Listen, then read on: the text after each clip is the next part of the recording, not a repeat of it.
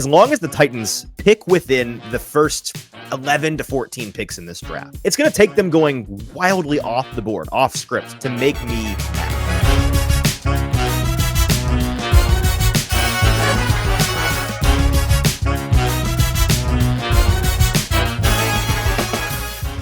Welcome into the Hot Read podcast for a Tuesday evening, April the 23rd. I'm your host, Easton Freeze, director of published content here at BroadwaySportsMedia.com. We're also brought to you by the 440 Podcast Network. You can follow me on social media at Easton Freeze. I am solo today. No producer, JT. Draft season got him. He is under the weather, but recovering, and I'm sure watching somewhere in the shadows. So hello, JT. He's texting me right now. It's off. My microphone is off. So you know what? We're going to fix that right now. This is what happens when I'm lacking a producer. The thing falls apart. Give me 10 seconds and I'll be right back. I'm alone today. JT's under the weather. He is hopefully going to be feeling better before perfect. And he lets me know via text that things are better. So we're better. Thanks for dealing with my technical difficulties, guys. Today's show, now that we are underway and officially functioning here on the Hot Read podcast. Thank you, Jill, in the comments. Yes, better.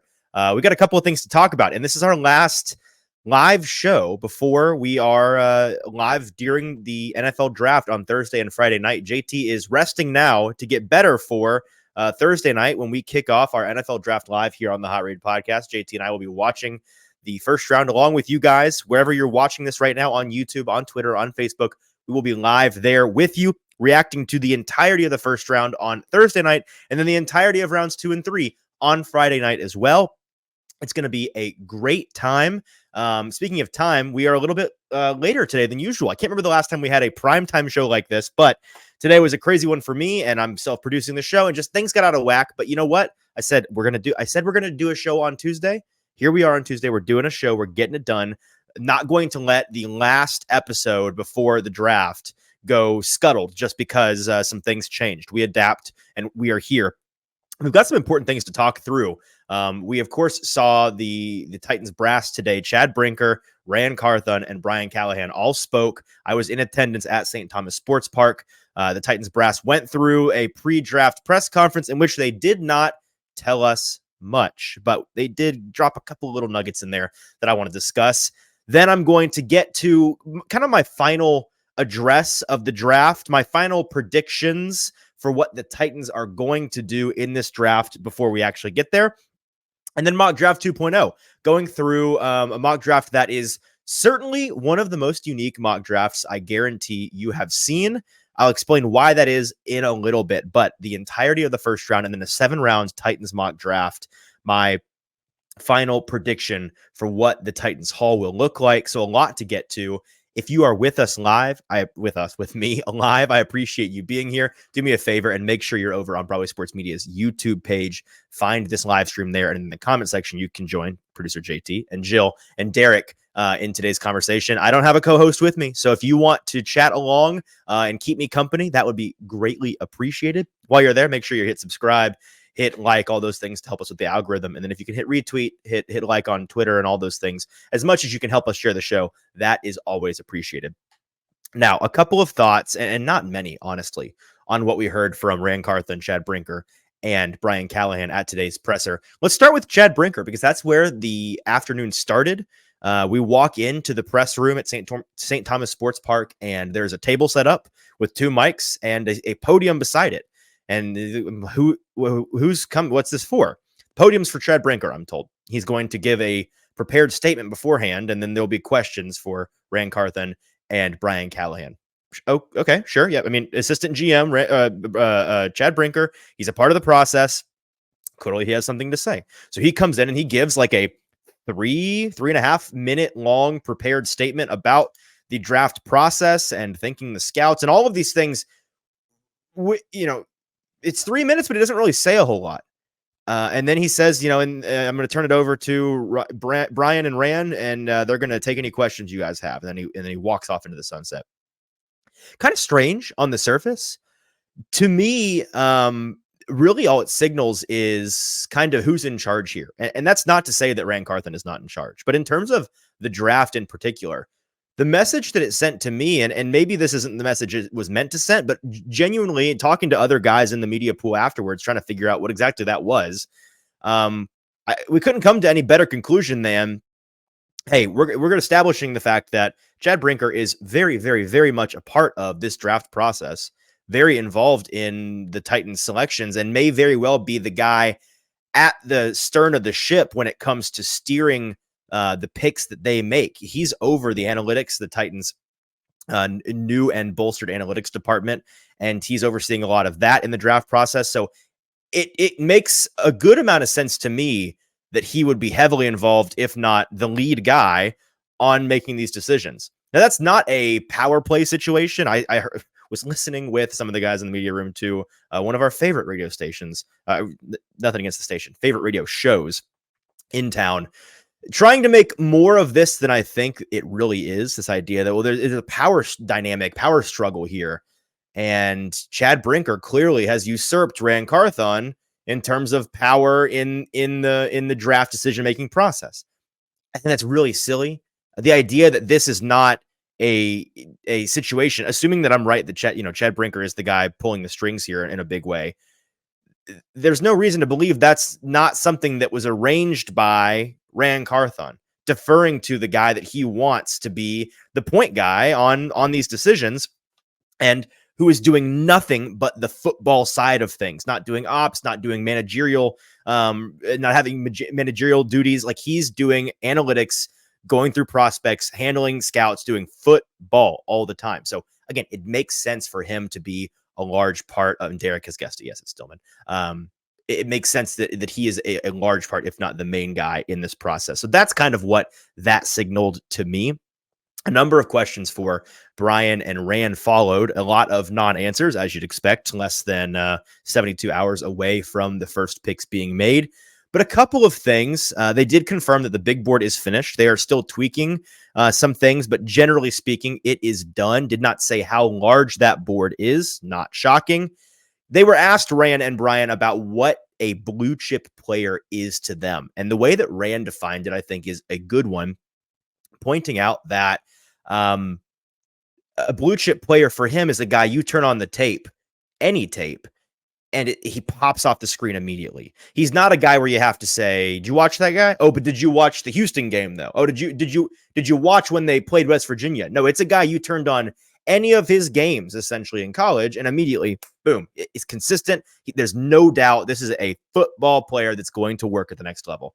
That's what a blue chip guy is. So that's worth keeping in mind as they look to secure one of those blue chip guys at the top of the draft. They were asked about potentially getting back into the third round, and Ran re-emphasized, as he has a handful of times this offseason, hey, you got to have a partner to dance with, or else you can't hit the floor. Like, you can't move in the draft unless there is somebody who is going to make that, to help facilitate that move with you.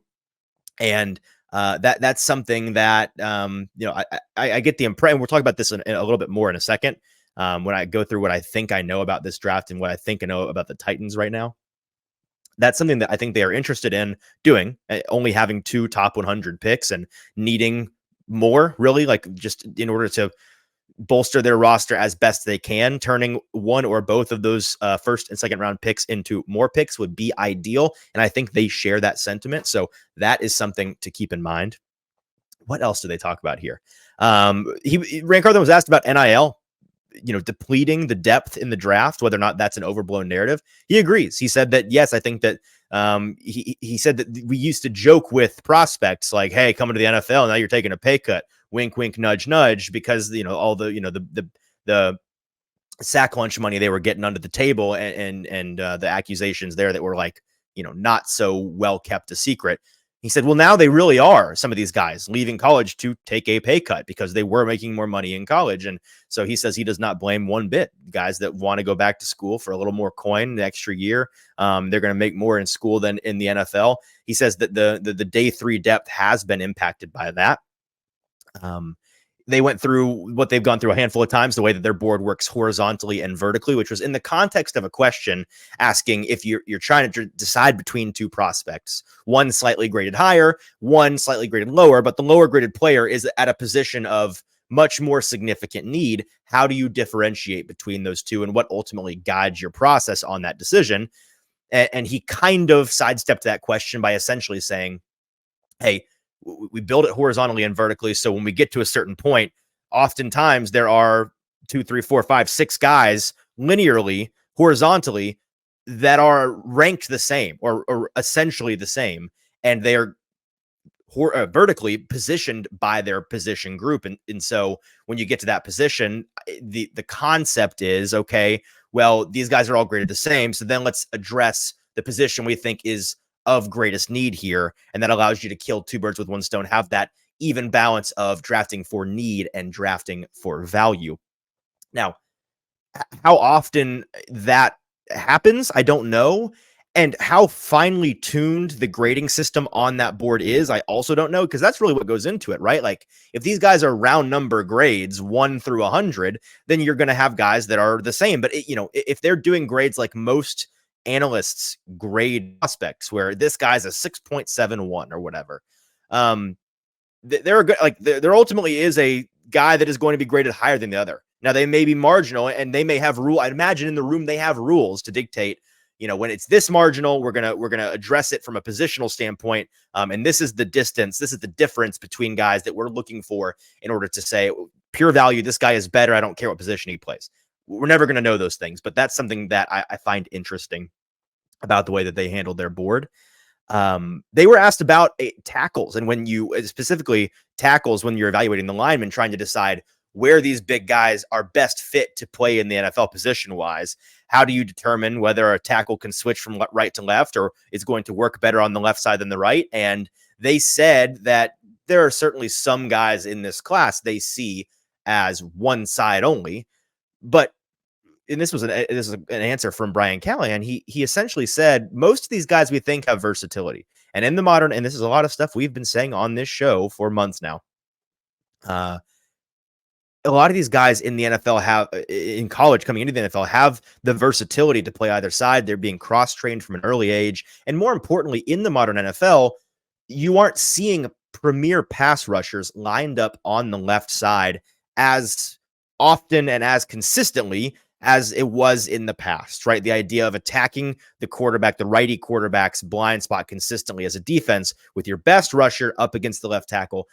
You're often seeing some of the best rushers play on the right side because offenses haven't necessarily caught up, and the lesser tackle is the right tackle. And so instead of worrying about the blind side, the best rusher goes and plays against the worst tackle to get home more often, even if the quarterback sees him coming. Like, that's the direction the league is going in. And that's what was ultimately parroted by Brian Callahan, saying, listen, guys, these guys are trained early playing left and right, and some of them may not be able to do it, but a number of them do. And what's most important is having a solid tackle, whether he is on the right or the left side. Ultimately, this team needs one of them, and they don't have either of them at the moment. Do they have better break glass in case of emergency fail-safes on the right side on the roster already? Yes, they do. But are they good? I don't think you can say that. And so while left tackle remains a higher need for the Titans, I do think it is being overblown and overlooked, this idea that they couldn't consider a right tackle, which we'll get to in a little bit when we get to mock draft 2.0. Just a couple of more things from this press conference. I asked them about the GPS data and how much that weighs on their pre-draft evaluation on guys, in the particular context of if a prospect can't do the athletic testing during the combine, can't perform at the Senior Bowl, can't do the track measurement benchmarks they're looking for these guys to make scouting reports and build a board analytically. How does the GPS data affect that? Like, ultimately asking, if you've got GPS data on a guy, does it matter whether or not he goes and tests? Does it matter whether or not he opts out of testing? And can not testing hurt a guy if you're confident you see an athlete on tape and that's matched by the GPS numbers? And Rand Carthen fielded that question from me, essentially saying the GPS data we have to cross-check, because he did point out there are some schools you get the GPS data and you're like, oh, would you look at that? 7 of their guys ran at 23 miles per hour top speed this year. Bogus, bunk. There's no way. So it may not all be gospel truth, and they do want to verify a lot of these guys, but and this was the interesting thing about this answer. He says, I know who you're referring to, and gives me a look. I'm imagining he thinks I'm referencing Marvin Harrison Jr. Now, I didn't ask the question referencing any guy in particular. I could have technically been referencing a handful of guys. I could have been referencing Brock Bowers, for example.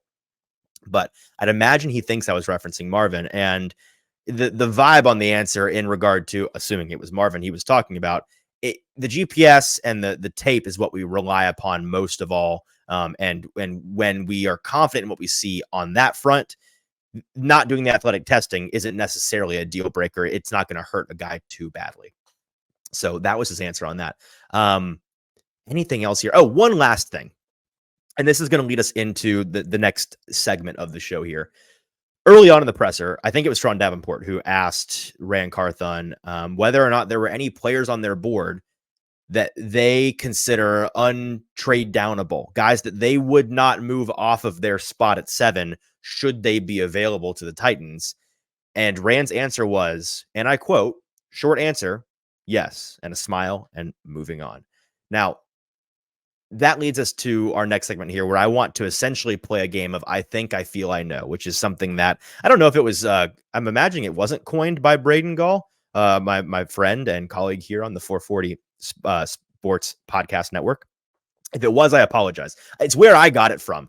So Braden and Zach do this on occasion on a football show on Mondays and Thursdays. And I'm going to borrow the concept, borrow the game, because it's the perfect way for me to unload the bag on what I think and feel and know about this draft and what the Titans are going to do. It's essentially my final address after the last 30 episodes of the Hot Read podcast and 3.5 months of draft content. Here's my ultimate prediction and statement on what the Titans are going to do. And again, with I think, I feel, I know, if you're new around here, I think is the least confident. It is something that is like a gut feeling. You don't necessarily have anything to go based off of. You're not even necessarily reading the tea leaves, but it's what you think this team's going to do. It's the vibe you're getting.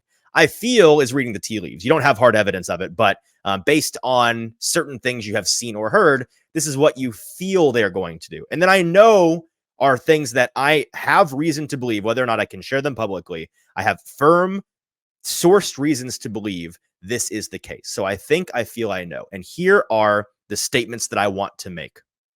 First of all, I know that the Tennessee Titans are interested in trading back if they are presented the opportunity in the first round. I know that.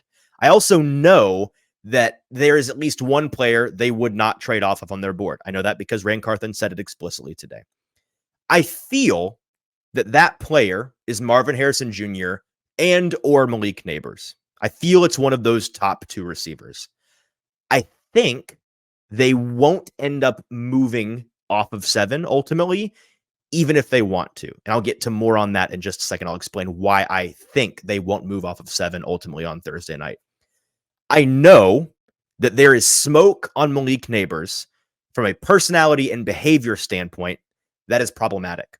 And I wonder if it's enough for the Titans to care. Now, some of this stuff is coming to light recently, and it's the kind of thing that there's a reason why I said I know that there is smoke, not that I know there are these problems. It's the kind of thing that I'm not going to hold against the guy. And if he becomes a Titan in a couple of days, and I'm talking to him at a press conference on Friday, I would like to start building that relationship and find out for myself. I'm not making that judgment because it's based on things that I've heard second, third, fourth hand. But I know there is smoke on it. And often where there is smoke, there is fire. I feel that if they stay at 7, presuming Marvin Harrison Jr. goes in the first 6 picks, which I think is likely to happen, they will draft Malik Neighbors or Joe Alt at the 7th overall pick in that order. I think that's their preference at 7. Malik Neighbors, Joe Alt. And that's if they stay and don't trade.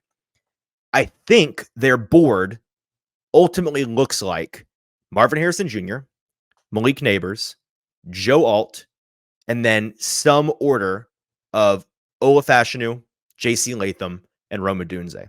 I don't know what order, but I think those are their top 6 guys. Marvin Harrison Jr. at the top, then Malik Neighbors, Joe Alt, and then some combination of Olafashinu, J.C. Latham, and Rome Odunze. I think that is what their board ultimately looks like at this point. Now let's get back to that. I think they won't be moving off of 7 even if they want to. And here's where you're going to have to follow me because this gets a little bit complicated. But I have been sitting at my desk today for 3 or 4 hours, parsing this out, thinking about all the possibilities, diving into the multiversal, the multiversal possibilities that the Titans could potentially be taking on Thursday, the routes that they could be taking. And here's the bottom line. If you believe that Malik Neighbors and Marvin Harrison Jr. are players that the Titans would not trade down from at 7, which I do, that means that a trade down would require the following things. One, you got to have 2 of the first 6 picks be Neighbors and Harrison, because if not, one of them will be there and the Titans would not move off. They would draft the guy. That's the belief. That's possible, very possible, that those 2 guys are gone by 7. So you have to have that happen. And then one of the top 4 quarterbacks pretty much needs to fall to 7, and there needs to be a team that wants to trade up to 7 for that quarterback. And I say probably that's the case, because the only way that this is possible for them to move off of 7 and the top 4 quarterbacks all go in the first 6 picks, as well as Harrison and Neighbors, and the Titans still move, is going to require there to be a team that is willing to trade up to 7 for a non-quarterback, for one of these top tackles, for a top defender, for one of the top receivers. And by top receivers, actually, I just mean Rome Odunze, because again, the top 2 need to be gone in that instance. So I know that's kind of complicated, but like those 2 things have to happen for them to get a trade down, which is why I think it's unlikely. 2 of the first 6 picks need to be Harrison and Neighbors, because I don't think that they would trade out of 7 if they could pick one of those guys. And then you either need one of the top 4 quarterbacks to fall to 7 and there to be a team that wants to come up to get them, or if there to be a team surprisingly willing to trade to 7 for a non-quarterback, for Rome Odunze or a top defender or a top tackle. And when you walk through the potential trades, the trade partners in particular, on 7, you constantly run into a lack of capital or a lack of incentive, or a team that's too far down for the Titans to want to move, or a conflict of interest, like a team within your division. I don't think the Titans are going to move off of 7 to 17 for the Jaguars to come up and take Rome Odunze at 7. Like, I don't think that's the kind of thing that they're in the business of doing. So it gets tricky. And that's why ultimately, if I had to guess today, I don't think it's likely for them to move off of 7. I'd be just, it'd be it'd make me so happy in my heart for them to prove me wrong, for them to move off of 7, to trade down. I've been very vocal this entire time about how moving off of 7 is in the best interest of the Titans. It is what I want them to do so very badly. But if I'm being honest, and I've sat here for hours today playing through all of the scenarios, it's going to take a lot of things happening, in my opinion, for them to get to move down to where they want to be, and not move down with, the Bills to 28 or something, and really change the entire landscape of their draft. But the bottom line is this, before we get to my mock draft 2.0, my last thought on their draft is this.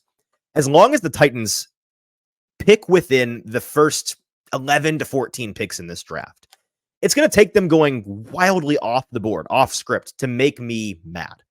There are so many paths that lead to pretty pleasing outcomes, as opposed to frustrating ones, because it's because of how much I love their options at the top of this class. That's ultimately the reality here. I think they have so many options that are promising. They're different. It's a choose your own adventure situation. The Titans have to make the first step, but I think most of the things they could do, as long as they don't trade way down the board, and as long as they don't go way off script and draft somebody that is not a consensus top 13, 14 pick, I don't see a world in which they make me or most of their fans all that unhappy on night 1. And that's a really great place to be as a fan. It's a really great place to be as an analyst, because I like talking about happy things, not sad things. And I think that the Titans faithful are going to be pretty pleased after Thursday, no matter what happens. Here's to them making the right decision.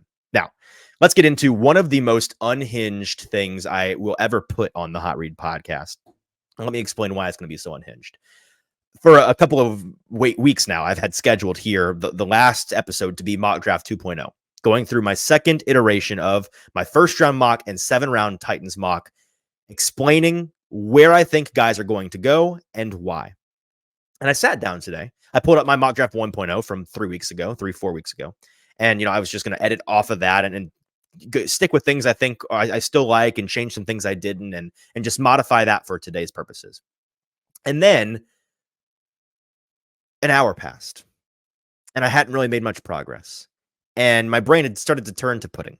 And I realized that the nature of this draft is such that it is so unpredictable and has such a high percentage chance of getting off the rails pretty early based on some really, really high leverage decisions being made by teams in the top 10 that are going to shape the entire first round of this draft, that narrowing down the most likely situation was just too much for me to bear. And while I just spent the last 15, 20 minutes explaining to you why I think the Titans won't be moving off of the 7th pick, I wanted to have them move off the 7th pick here because it's what I want them to do. And it's not what in the first mock, I had them stick at 7. So I wanted to change it up here. And so what ultimately this mock became was the what if mock. It became the fairy tale mock. It became this is going to look on the surface to you all like the most unrealistic wish casting you've ever seen, not just for the Titans, but for many of these teams. And there's some truth to that, but I want you to walk with me here. Trust me here. This is less Easton is predicting this is what happened. This is what will happen. All of these things will happen in this order, and more I took all of the things that I genuinely think, individual instances of things that I genuinely think on Thursday night could happen. And I have reason to believe they'll happen. And I'll explain in a second. And I put them all into one mock. So essentially I took all of the weird things we could see on Thursday and combined it into one as an exercise in us going through and explaining some of the things that could happen. Again, they're not all going to happen, but I think some of them will.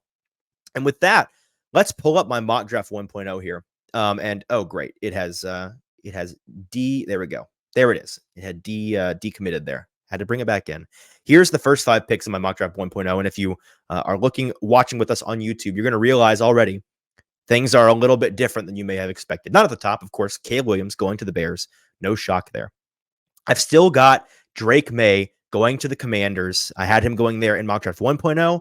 I don't see them making this decision for let me take that back. I can see them making this decision to take Jaden Daniels at the 2nd pick. I'm not buying it. It's never passed the smell test for me.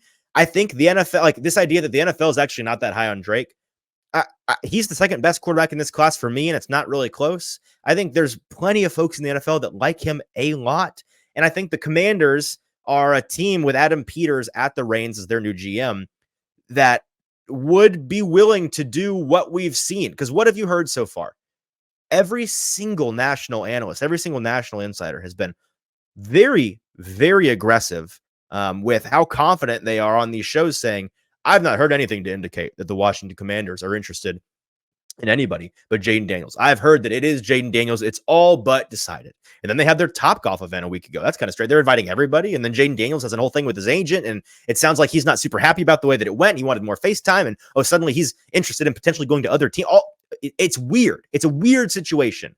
And I don't think it'd be weird like this if Jaden Daniels was for sure the pick. I also don't see Adam Peters as the kind of guy that's going to tip his hand just to tip his hand. So I'm going to go with that's the draft day surprise the first draft day surprise, and that Drake May is the pick for Washington. In that case, I think the guy that was pretty explicitly hinted at very, very early on in the draft process as being pretty high on the early draft board for the New England Patriots, Jaden Daniels out of LSU, to go to New England. I think they feel pretty convicted up there. The Hunt family reportedly much more heavily involved in this process this year now that Bill Belichick is gone.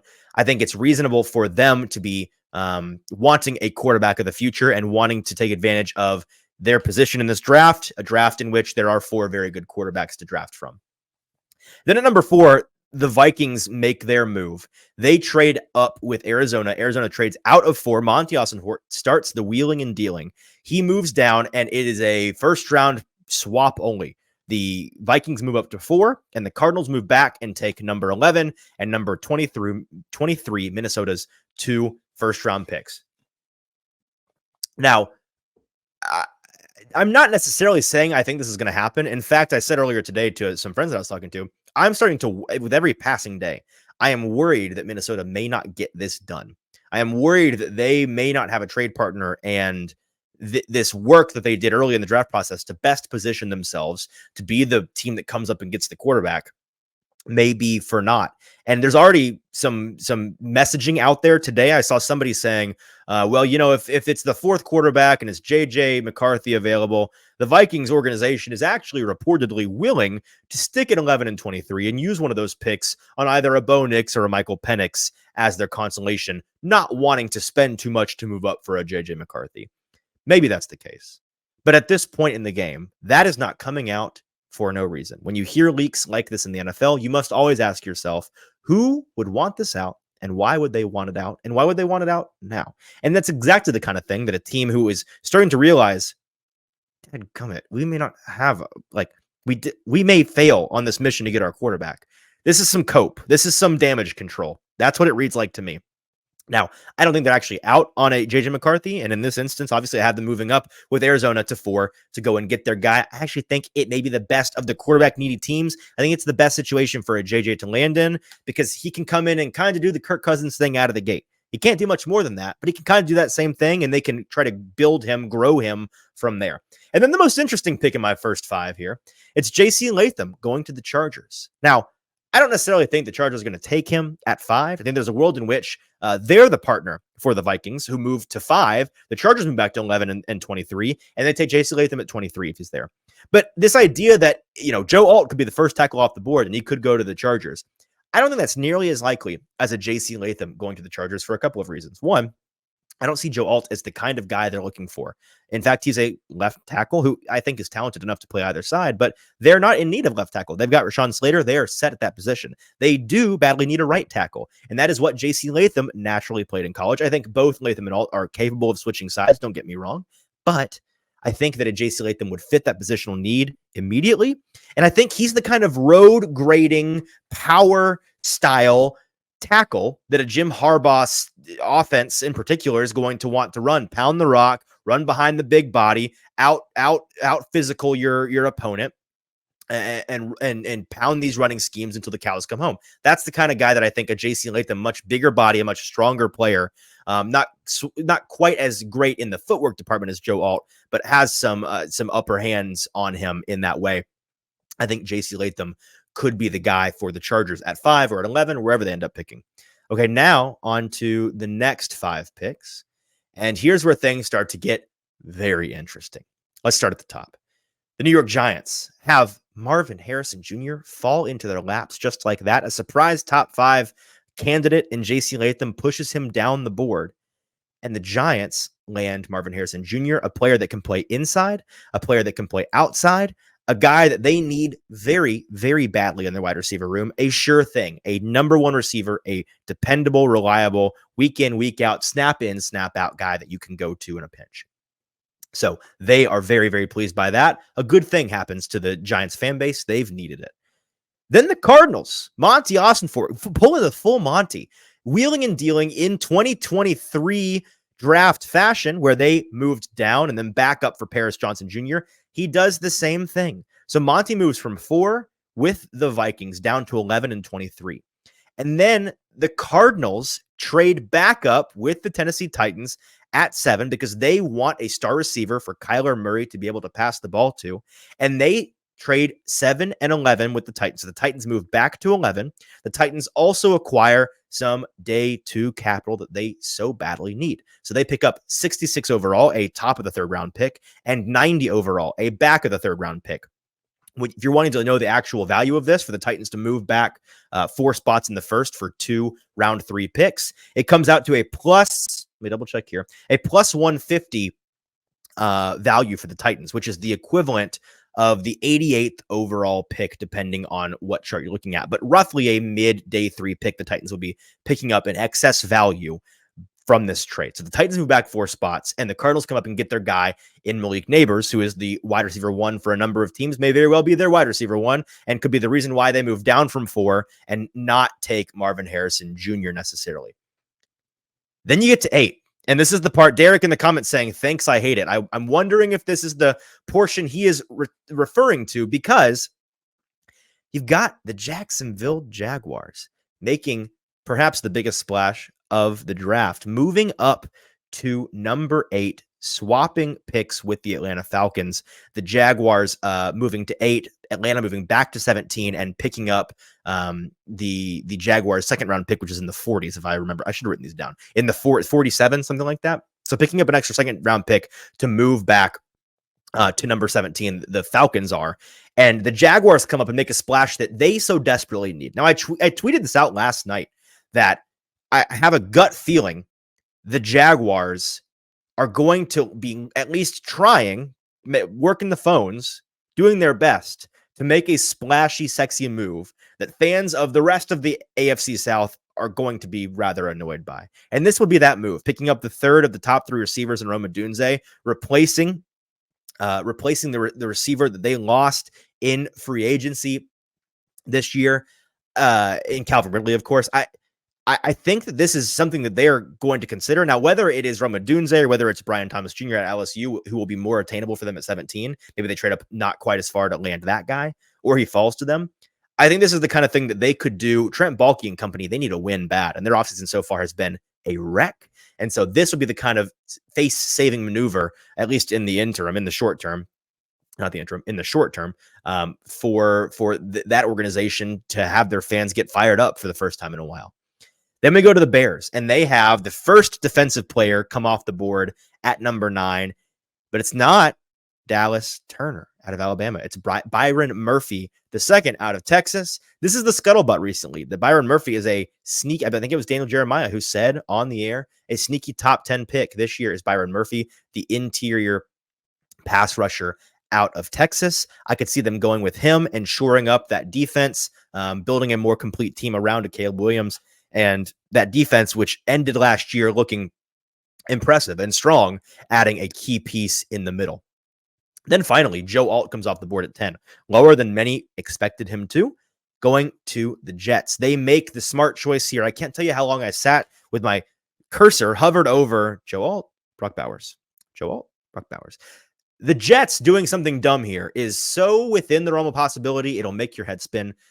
They are a team that is desperate and on tilt, and everybody is operating in the short term, so they could make a dumb decision. This would not be that. This would be them actually considering their future, and I would argue killing two birds with one stone. Having a guy, if your two 33-year-old tackles happen to go down, and Joe Alt, who can immediately step in, not to mention compete for snaps in training camp and maybe usurp one of those guys immediately.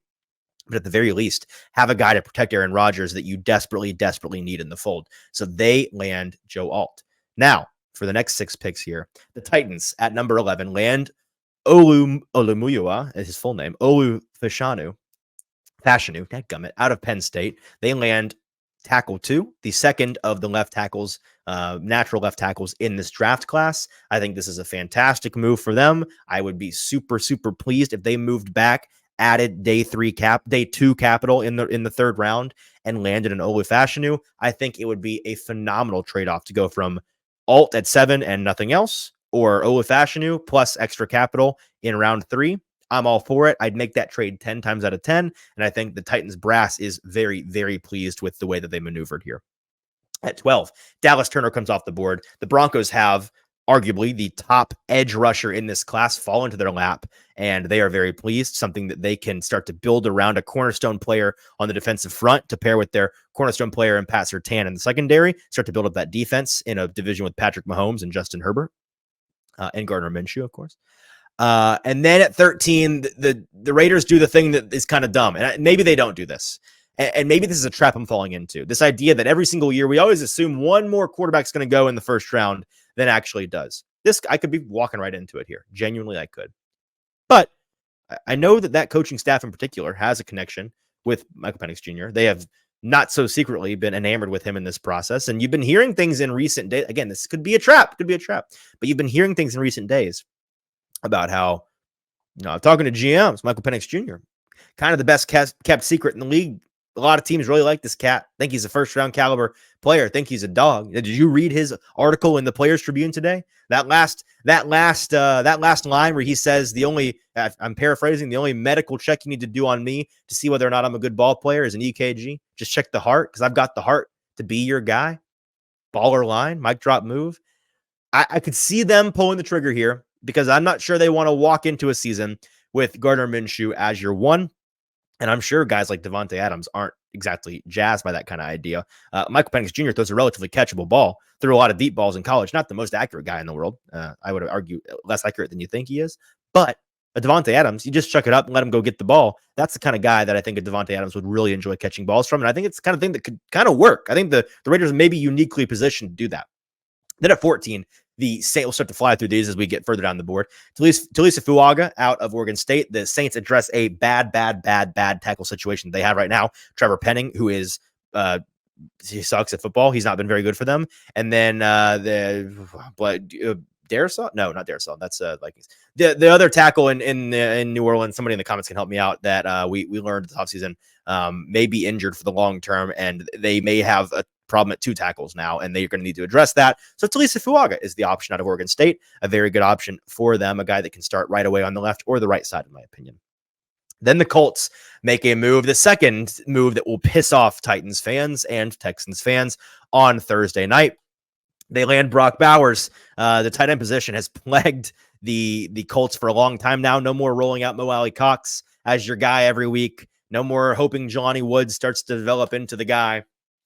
JT helped me out with it. Ryan Ramczyk. Thank you. That's the tackle in. My nose is very itchy today. That's the tackle in New Orleans who may very well be hurt for the long term. But the Colts land Brock Bowers, and they add another talented weapon for Shane Steichen and Anthony Richardson to play around with. A dangerous thing for the rest of the AFC South, because I think it's a fantastic move for them. And that's right in the honey hole for where I would start to consider a Brock Bowers. I think that is a fair gamble for them. Derek saying this is just to get the interactions from Titans fan mock from Easton. No, it's not. These are every single one of these oddities that you're seeing from me are things that I genuinely think could happen. The point is they're not all going to happen, but this is like a showcase mock for all the things I think you could see happen. And I think one of the 2 of them will, but most of them won't. That makes sense. So that's what we're looking at here. Okay. Troy Fontenot out of Washington goes to Seattle. That is a pick that I think I made in Mock Draft 1.0. I still like it. He's a 5-position player who can be versatile, and they've got 2 tackles up there right now who are both young, but one was struggling near the end of the year, and one was dealing with injury issues. So if you need him to play outside in a hurry, I think he can. I think he's an underrated tackle in this class, so I like Troy Fontenot for the Seahawks. Moving on to the Falcons at 17, moving down, picking finally after trading with Jacksonville in the top 10. They take Jared Verse. They get the pass rusher that they need. They get a guy that they like a lot. He falls into the lap at 17. And I think the downgrade from a Dallas Turner to a Jared Verse, not that big of one. And they move back and they add a second-round pick. I think that's a win for the Atlanta Falcons. Then the Bengals at 18 take Amarius Mims, the 6th of the top 6 tackles in this class. A luxury pick for them. They're just going for the biggest tackle room that man or God has ever seen. And they add him to the towering room of the Browns. They've got Trent Brown and the other Brown, whatever his name is. But they've got a phenomenal developmental tackle who could, within a year, become the guy. And in a pinch, if you needed him to play this year, I think that he could. Quinyon Mitchell, the first corner off the board to the LA Rams, not addressing the defensive line or the edge position like a lot of folks want to with the departure of Aaron Donald. I understand that, but I think a Quinyon Mitchell to the Rams is absolutely a cornerback, and in this case, a Quinyon Mitchell to the Rams is a real possibility, as they could use some help on the perimeter to bolster some younger guys up front, trying to get their job done, make their job a little bit easier, give them some more time to get home to the quarterback. At number 20, Graham Barton out of Duke goes to the Steelers. He's a college tackle who's likely to play the interior of the offensive line. The Steelers need help across their offensive line. And I think that people distracting me in the comments here. Kenneth saying that I'm maybe I may very well be jinxing it. We'll see. I'll go through some of these comments from you guys here in a second before we get to the last portion of today's show. So don't worry if you're wanting me to read these. I can't read and talk at the same time. It helps to have a producer or a co-host to do that. So I apologize. Graham Barton, I think, would be a phenomenal option for the Steelers and for Arthur Smith and company to start to figure out that offense and build in the trenches. I think that's a wise, prudent decision by the Steelers. And then here come the 49ers, who have traded another trade. I had 5 total trades in this first round mock. The 49ers come up to 21 with the Miami Dolphins, and they make a selection of Brian Thomas Jr. They add a big and fast perimeter receiver, the 4th receiver off the board out of LSU. Now, why would the 49ers do that? Why would they? They've already got Debo and They've got Kittle and Ayuk, and they've got CMC. Why do they need another weapon? Maybe we'll see in just a second. You might be guessing what I'm alluding to, but they move up here and they burn one of their 2 first-round picks to move up with the Miami Dolphins in exchange for some day 2 capital. Moving on here, we've got the Eagles at 22 going with Cooper DeJean falling into their lap. They desperately need a cornerback. Their cornerback room has gone from really, really strong and veteran savvy to a nursing home in the past couple of years, and they need a guy. And this great white hope, Cooper DeJean, who is a white guy playing corner in 2024. I know he's going to be, he can play corner. I promise. You don't have to move him to safety just because he's white. I promise he can. And I think that he gets a chance to do so in Philadelphia, where they need badly in the secondary. The Cardinals, with their 2nd first-round pick, have Laiatu Latu fall into their lap. The guy that I think is the best edge rusher in this class on pure talent alone. He's a monster. He's a Tasmanian devil out there. But he also retired from football a couple of years ago and thought that he would never be able to play again because of a neck back spinal situation. I'm not a doctor. I don't know. But it was a spinal deal. And he ultimately ended up coming back. Now, the soft word so far, and we'll probably hear more on this in the next 48 hours, on Laiatu Latu's medical status is the NFL's generally okay with it. Like the teams are like, okay, this checks out. I think we're happy with him and we're willing to, he's not undraftable because of his medicals. But I think he has a crazy wide range of outcomes. I think he could be a top 15 pick easily.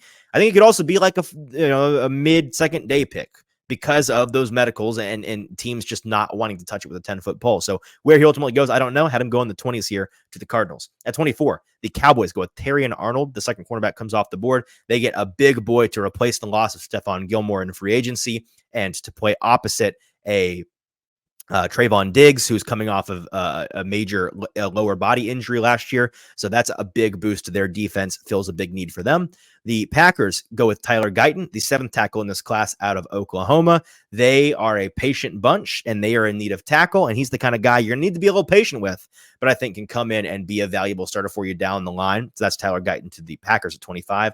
At 26, Jackson Powers-Johnson goes to the Bucs. There's been a decent amount of smoke in the past couple of weeks that the Buccaneers are interested in the center position. They feel like they are in need of the center position. And I think Jackson Powers-Johnson, ever since I saw him at the Senior Bowl, he's built like SpongeBob. He's built kind of funny, but he's a monster of a man, and he is a monster in the trenches. I think he's absolutely a first-round caliber player, and so I have him as the first center off the board to the Buccaneers at 26. And then the last slide here, I think Johnny Newton's going in the first round. The Illinois product, the mauler in the middle of the defensive line, a defensive lineman that goes to the Cardinals in this instance, their 3rd first-round pick by way of their trade out of 4 and picking up an extra first from the Vikings. They already had 2 to begin with, but they add a 3rd here, and they go with Johnny Newton out of Illinois. They need guys to rush the passer, and they added one with their 2nd pick on the edge.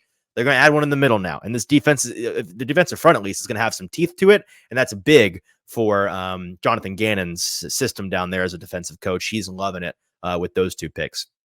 Darius Robinson, a big guy that I was talking to Teron Davenport and Paul Karski today after our press conference, saying, I asked him, who's the guy? If you don't think he's fallen to 38, but if he did, you are jumping up and down, screaming, pounding the table, stepping on the table, ripping your clothes off, saying, draft this guy. Our unanimous answer was Darius Robinson out of Missouri, because he is the Danico Autry replacement. We talked about it on the do and do not draft guide earlier this week. He would be a perfect fit as Danico Autry replacement, but he does not fall that far, as I don't think that he will. I think this is the range he will go in when we get to the draft. He goes to the 49ers, who I'm sure they're not crazy about the guys they currently have to replace Eric Armstead. So I think he's the guy you bring in. He's got the outside versatility. You feel good about your defensive front with Darius Robinson in the fold. Kool-Aid McKinstry gets into the first round, goes to the Lions. They just lost their cornerback to Cam Sutton. Is that his name? Right? Yeah, I'm not tripping on that. I think Cam Sutton. They lose him, and they replace him with Kool-Aid McKinstry. He gets to play alongside Brian Branch, his former Alabama teammate, and the secondary has some teeth to it. At 30, the Ravens desperately need tackle, and the first 7 are already off the board here. This is, I think, a cautionary tale here in terms of the Titans waiting to draft tackle. In my mock here, I don't think this part of my mock is unrealistic. The idea that we could have an 8th tackle go off the board in the first round, or, in the first 35 pick, the first 37 picks right before the Titans at 38. Very possible. And in this case, Patrick Paul out of Houston goes much higher than some folks expect him to. We saw on his social media earlier this week, he's very confident he's going in this range. He said, the NFL their boards are different from the mock drafts. Y'all going to see on Thursday, late Thursday evening, I'm going to be going to a team. And in this case, I think he's right. I think that he is a guy that teams at the end of the first round, top of the second round, are going to be considering. Built in a lab to play a tackle, developmental prospect, but get the right coach on him. In Baltimore, they're the kind of team that would be confident they can make the most out of Patrick Paul, and they desperately need some tackle help. So they go with the Houston product. At 31, Jordan Morgan out of Arizona goes to the Dolphins, who traded back with San Francisco to the 31st overall pick. And this is where they make their selection of a tackle in college who's going to play on the interior in the NFL, and they need interior help down there in Miami. So that is what they do there. And then at 32, the Chiefs make their selection of Adonai Mitchell, a guy that I think is fool's gold a little bit. Bad news for most teams that draft him. I think the perfect place you could go to is the Chiefs, and I think that they would inevitably get the most out of him, which may be like a receiver that we look back on and say, how did we let Adonai Mitchell fall to the Chiefs at 32? What were we thinking? It's because he went to the Chiefs that he turned out to be the best that he could possibly be, and the best that he can possibly be in terms of his measurements and his athleticism and his big game ability. It's a very good player. So that's bad news for the rest of the league, but good news for the Chiefs. Now, the last thing I have to say before we get to the Titans 7th-round portion of this and we get out of here is that, I don't know if you noticed, there's a team that has a first-round pick as of right this moment that didn't make a pick here. It's the Buffalo Bills. Where were they? Oh, remember the 49ers who moved up. They moved up, drafted early in the 20s, and then look right here. They drafted again at 28. What happened there? This is some smoke we've seen today. The idea that the 49ers could potentially be moving off of Brandon Ayuk, trading him for the right price. I think the right price is a late first round, second round pick based on the wide receiver market we've seen so far. He needs a big fat contract. Can the 49ers shoulder the burden in terms of cap of a Ayuk and Debo deal? Yes. And a CMC deal? Yes, they can. As long as Brock Purdy is still in his rookie contract, they absolutely can. But in terms of wanting to spend the cash and wanting to manage the cap in that way, are they willing to? Until the deal gets done, it's not done. And we've seen, Titans fans know good and well, when you get a receiver that is a star going into the draft and he's not locked down yet, anything can happen. And so the Buffalo Bills trade their first round pick straight up, maybe a little bit of the trade details. If you had to throw a little 2025 cheddar, 4th round pick in there, 5th round pick, you make it happen. And they add an expensive but young and incredibly talented outside receiver with some real juice for Josh Allen to throw to. And the Buffalo Bills replace Stephon Diggs with a younger, just as expensive version that I think that Bills fans will be very, very pleased with. So that is my mock draft 2.0. There will be an article written up about all of those things I just explained to you on Broadway Sports Media's website tomorrow morning. So check that out. Love the clicks. Love for y'all to tune in and read what more I wrote about them than what I had to say today. Last part we have to get to is the Titans 7th-round mock situation. But first, I want to dig into some of y'all's tweets here, or replies in the comments here. JT saying this is peak cinema. Derek appreciating the content while he's at the gym. Derek, appreciate having you in here. Hawkins asking, didn't Rand say something about LSU when talking about elite playmakers? Today, I don't believe so. I could have missed that part, but I'd imagine he was thinking it because they were, him and Brian were both down there at the pro day. There's no doubt that objectively they've got some people are just blowing my phone up. I'm trying to do a show here, people. That they were both down there and they see these guys as explosive players. And so if he wasn't saying it, he was certainly thinking it. Hawkins, JT saying, did he think you were thinking he was thinking that you okay? Shut up, JT. Just being annoying, frankly.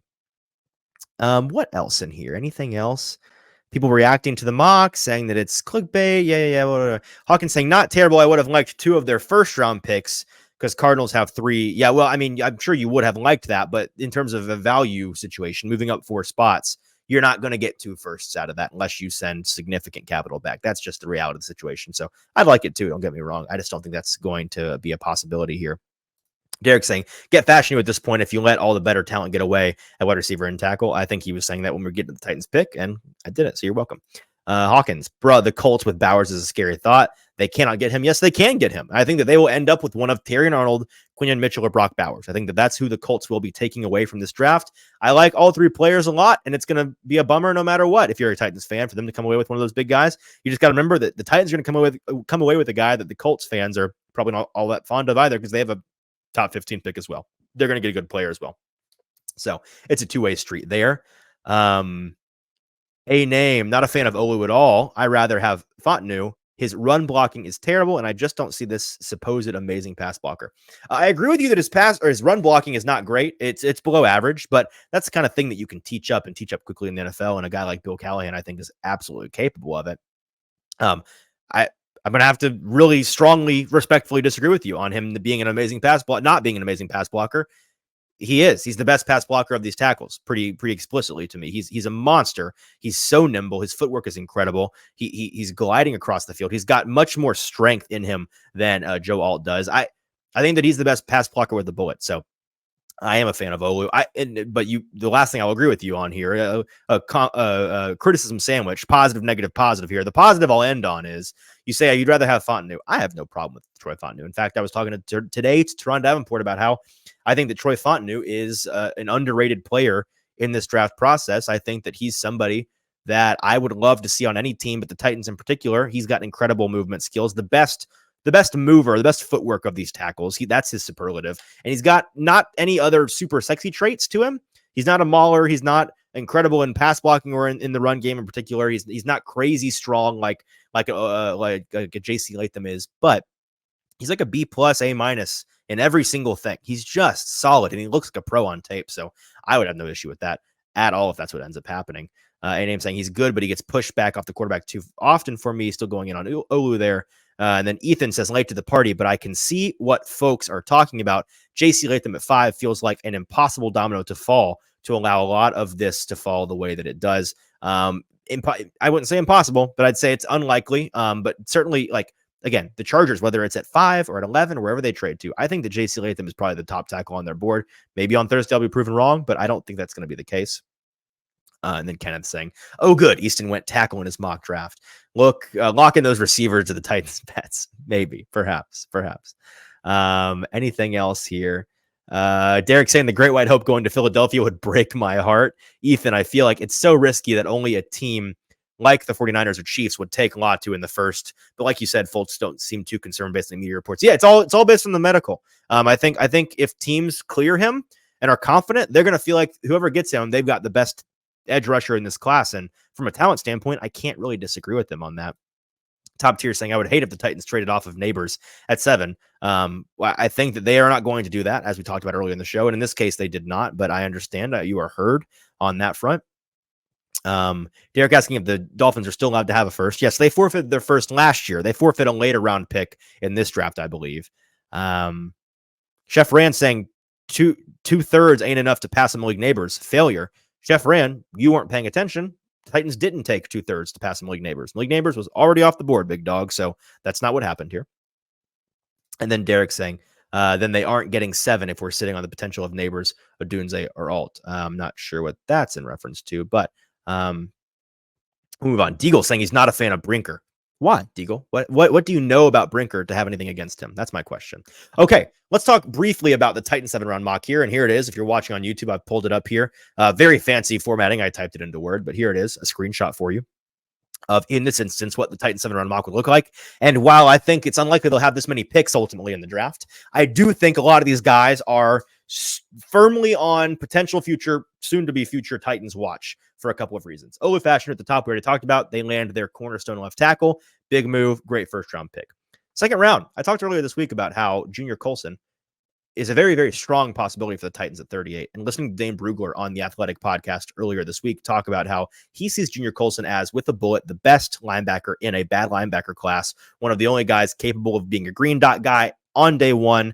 Not any super, super sexy elements to his game, but really, really well-rounded. I think that Junior had a visit with the Titans. Here's the other thing, guys. A lot of these guys that I'm about to pick here, 4 of them in particular, not a lot, but 4, have met with the Titans already. They had 30 visits, or they had local visits, or they had Skype visits.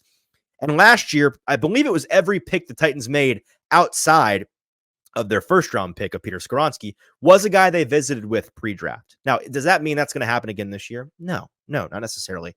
But I think that there may be some signal to that, and that may be something that turns out to be true, that a number of their choices are guys they met with. So we'll see if that pans out, but it's certainly something. It may be not much, but it's not nothing.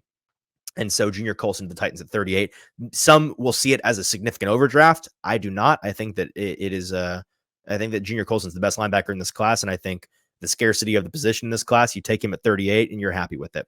At 66, they take Rook Orhorhoro out of Clemson, one of our favorite on the Hot Read podcast, one of our favorite maulers on the defensive line, a guy that is in our do draft portion of the do and don't draft guide for the Tennessee Titans on BroadwaySportsMedia.com. Our JT and I's article going through each round and each guy at each position.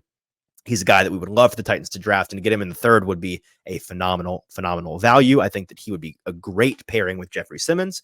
Malik Washington, wide receiver out of Virginia. Titans have not met with him or Rook, but if you got Malik with a third-round pick in the 90s, I think back to last year and how post-draft, during the Vrabel kind of kerfuffle in the media, the idea that maybe Vrabel and Rand don't see eye to eye and then some things get leaked, it was somewhat reliably shared with us in the media that Rand Carthon on draft day last year in the first round, he was kind of Team Zay Flowers, who Boston College wide receiver, who ultimately ended up going to Baltimore. And then they, whether it was Vrabel who made the decision or the whole room voted, they ended up going with Peter Skoronski at 11. But that's the kind of guy that Rand was interested in. When I watch Malik Washington's game, it's kind of a poor man's Zay Flowers. I wrote about him in our Do and Don't Draft article. He's the kind of guy that, first of all, he was the entirety of Virginia's offense last year. He's got that spark plug, spitfire is probably the right word for it, out there in the secondary. Once he's got the ball in his hands, he's a real problem for you. He's short, he's wiry, but he's going to get after it and run around you. I like Malik Washington a lot, and he would be a fantastic late day 2 option. At 4.1 of the 106th pick in the 4th round, the Titans take Jarvis Brownlee Jr., one of my favorite cornerbacks in this class, out of Louisville. He is a guy the Titans have met with. They did a 30 visit with Jarvis Brownlee Jr. Tenacious defender, would be a great 4th option to add to the Titans cornerback room. Plays bigger, stronger, faster than he looks and than he should. A serviceable athlete. I like Jarvis a lot. You've heard us talk about him on the show before. Jalix Hunt is a guy I don't think we've mentioned on this show one time, but the Titans did meet with him. The edge player out of Houston Baptist. I have them taking him in the 5th round here. He's the kind of guy that when you see him pop up on the visit sheet, you perk up.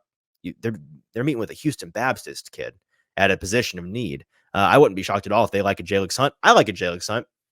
I think that he would be a phenomenal value in the 5th round. And I think that he has the size and athleticism, the raw traits to develop into a rotational edge rusher in the right system and under the right circumstances. And then some dart throws here at the end. 6th rounder, Rasheen Ali, running back out of Marshall, the Marshall Thundering Herd in the 6th round at 182 overall. He's a guy the Titans have also met with, a running back out of Marshall. They're meeting with him. They've met with a handful of running backs, I think 3 in this process. There's some signal there. I think they're interested in a running back, and a Rasheen Ali in the late rounds might be the guy they're after. Kingsley Eguakon, the Eggman, center out of Florida, a guy I talked about on our Do and Don't Draft episode earlier this week at 7.242. He is a center who I think has more ability than he showed in his last year, was fighting through a preseason ankle injury and was never at 100% his entire season, was not able to participate a whole lot in the pre-draft process, but looked really strong at the Senior Bowl and looked like he was trending in the right direction in his 2022 tape as a junior, I'd imagine. So Kingsley Eguakon as an interior depth guy, and then a tackle depth guy in Ethan Driscoll. 2 Marshall Thundering Herd play. What is a Marshall Thundering? Are you a Buffalo, I guess, or a herd Thunderer out of Marshall? Whatever you are, the Titans get 2 of them in this mock draft. They land Ethan Driscoll, a super raw but super big, super long, super tradesy tackle out of Marshall with their final pick at 252. So they come out of the draft with 2 tackles, a linebacker, a defensive lineman, a wide receiver, a cornerback, an edge, a running back, and a center. I mean, just kind of addressing everything across the board. This would be a draft that I would be super stoked about. And I think, again, not all of these guys are going to be drafted, but I'd wager at least one of these guys in 5 days is wearing 2-tone blue and doing a promotional shoot. I think that there's a decent chance that one of these guys ultimately is a Tennessee Titan. Which one it is, we'll have to see. And that is it for the Hot Read podcast and our pre-draft coverage. It feels great to be done. It feels great to have you all here with me. Thank you for listening to me ramble by myself for the last hour and 9 minutes. I appreciate you guys more than you know. I hope that it was somewhat entertaining, and thanks for engaging with me in the comments. It means a lot, makes my life a whole lot easier and enjoyable when I'm sitting here in this room talking to a computer screen. So we'll be back on Thursday And Friday night, JT back from the dead, hoping, fingers crossed. Everybody pray for JT to get healthy in a hurry so that we can do this draft show together and react to the first, second, and third round with you all night, Thursday night and Friday night with the studio setup. It's going to be a great time. We'll see. The last two drafts, the Titans have given us fireworks. I mean, fireworks. Trading Traylon Burks, going to get Malik Willis, going with Peter Skoronski in the first last year, and then landing Will Levis at 33, trading up for Will Levis. Like, it's been a time. Let's see if the Titans have a third trick up their sleeve, a third act to their draft night shenanigans, and we'll be able to react to all of it live on Thursday and Friday. Until then, I'm your host, Easton Freeze. This has been the Hot Read Podcast. Hot Read Podcast live, draft night Thursday. Be there. Talk to you then.